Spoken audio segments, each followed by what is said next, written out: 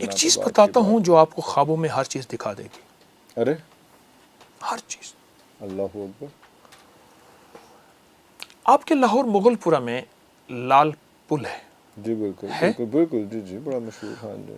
آج سے کوئی 7-8 سال پہلے رمضان میں وہاں ایک قتل ہوا.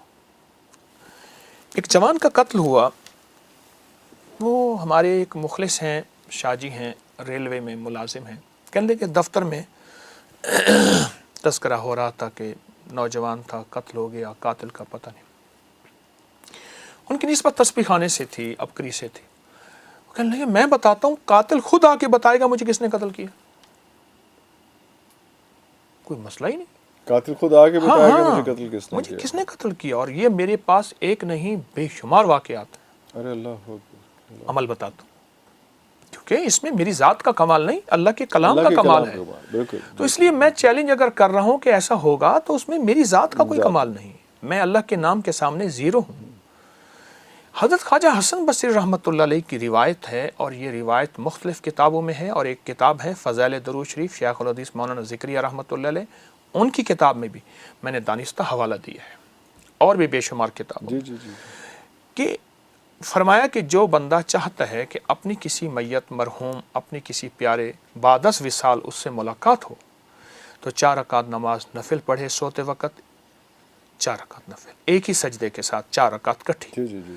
اور ہر رکعت میں سورۃ فاتحہ کے بعد صرف ایک بار سورۃ الہاکم التکاثر. بالکل آسان، صرف ایک بار سورۃ الہاکم التکاثر یہ تو اکثر لوگ پڑھتے ہیں. ہاں جی جی. ویسے بھی اس میں پڑھتے ہوئے پڑھ کے یہ 4 رکعت نماز نفل سو جائیں درود پاک پڑھتے پڑھتے، اور اپنے اس مرحوم کی نیت کرتے ہوئے جس سے آپ ملاقات چاہتے.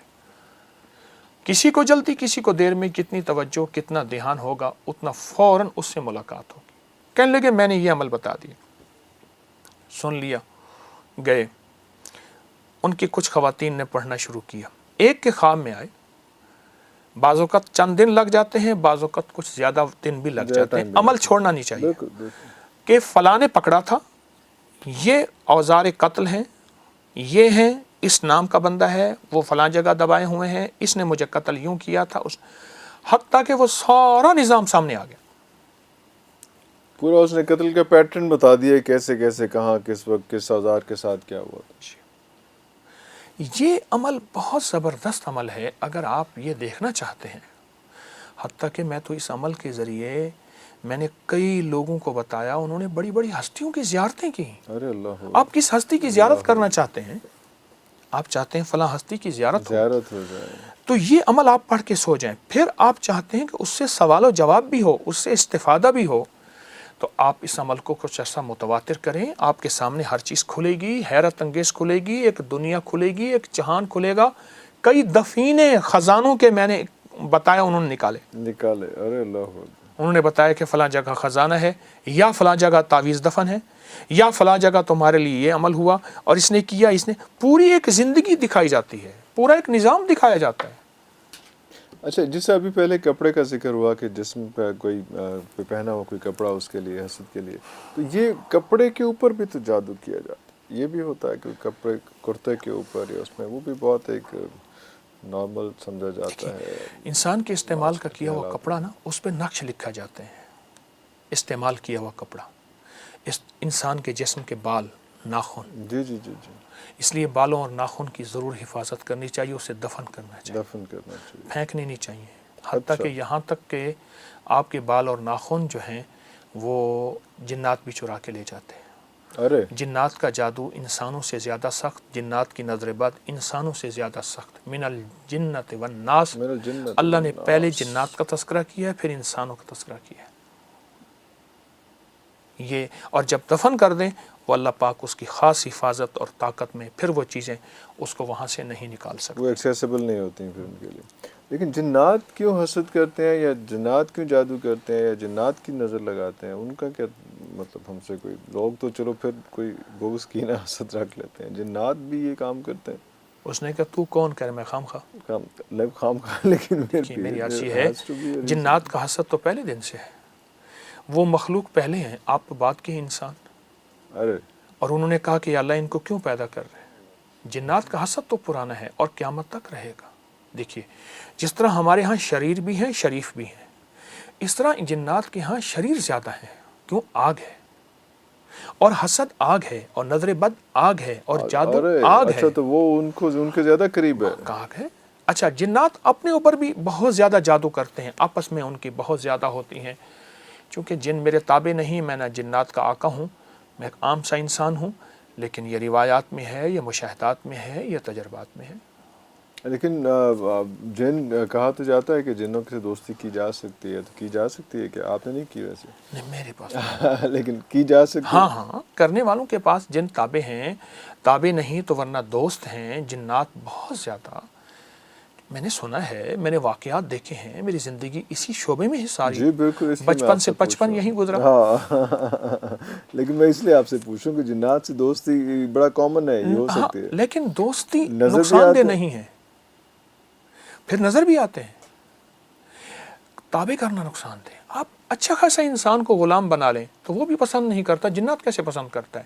اور جو جن کو تابع کرتے ہیں ان کی نسلوں سے انتقام لیتے ہیں، ان کی عمریں بڑی ہوتی ہیں۔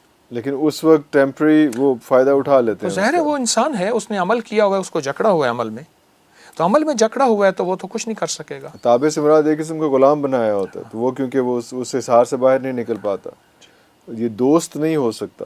دوست ہو جائے تو اس سے بڑا کوئی دوست ہی نہیں ہے۔ دوست بھی ہو جاتا ہے۔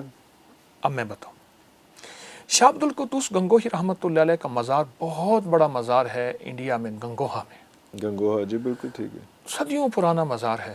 حضرت شیخ بیٹھے تھے تو ایک ہانڈی کا عمل ہوتا ہے جادو میں، اور جادو کے لفظ میں جا کے جادو، جادو، ہمیشہ جادو میں شریر جنات جا کے وہ عمل اس بندے پہ وار ڈالتے ہیں۔ جادو ہمیشہ شریر جنات کے ذریعے ہی ہو سکتا ہے۔ ہاں ہوتا ہے، ہو سکتا ہے۔ تو اوپر نا رات کو بیٹھے تھے تو اوپر وہ کوئی ایک روشنی جا رہی تھی، تو مریدین نے پوچھا، مرشد تھے، کامل مرشد تھے، حضرت یہ کیا ہے؟ فرمایا کسی کے اوپر جادو کا وار جا رہا ہے، حضرت اللہ نے آپ کو روحانی طاقت دی ہے، اس کو اتارے۔ حضرت نے اللہ کا نام لیا، اللہ کے امر سے وہ نیچے اترا، تو اس سے پوچھا کون؟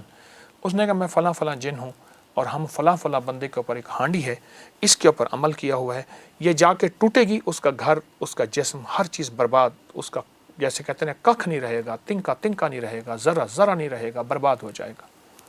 اپنے روحانی علم سے دیکھا تو وہ ظالم جادوگر تھا، اور پیسے لے کے، اور جس پہ وار ہو رہا تھا وہ نہایت مظلوم، بالکل یعنی اس معاملے میں اس کا دخل نہیں تھا، اس پہ ظلم ہو رہا تھا۔ آپ نے فرمایا ہانڈی پلٹ جا اور اسی پہ جا کے ٹوٹ جا۔ ارے وہ اٹھی اور وہی جنات بے بس ہو گئے۔ اب اس کا جادو وہاں ختم ہو گیا، یہ روحانی طاقت غالب آ گئی۔ یہ ڈومینیٹ کر گئی، یہ روحانی طاقت جو ہے وہ اس کے کالے جادو پہ، کالا جادو یا جو بھی، جی کالا جادو، کالا جادو۔ Black magic. تو وہاں جا کے اس جادوگر پہ ٹوٹی اور اس کے ٹکڑے کر دیے۔ جال حق و زحق الباطل ان الباطل کان زہوقا۔ تو اس کے لیے تو کتنے حصار بنائیں گے؟ اس کے لیے حصار کیسے بنائیں گے ہم کہ ہم پہ کوئی جادو کا؟ بلکہ پہلے میں وہ بات پوری کر لوں کہ ایک تو جنات سے دوستی کا آپ نے نہیں بتایا نا، آپ دوست کر آپ بنا دیں دو چار، کیا فرق پڑتا ہے یہ بتا دیں۔ جب میری دوست بن جائیں گے پھر آپ کو بھی بنا دوں گا، کون سی مشکل ہے؟ دیکھیں میں ابھی تک جنات کو دوست بنانے کی کوشش نہیں کی، ٹھیک ہے، خود بن جائیں۔ اور اس کی ریزنز ہیں۔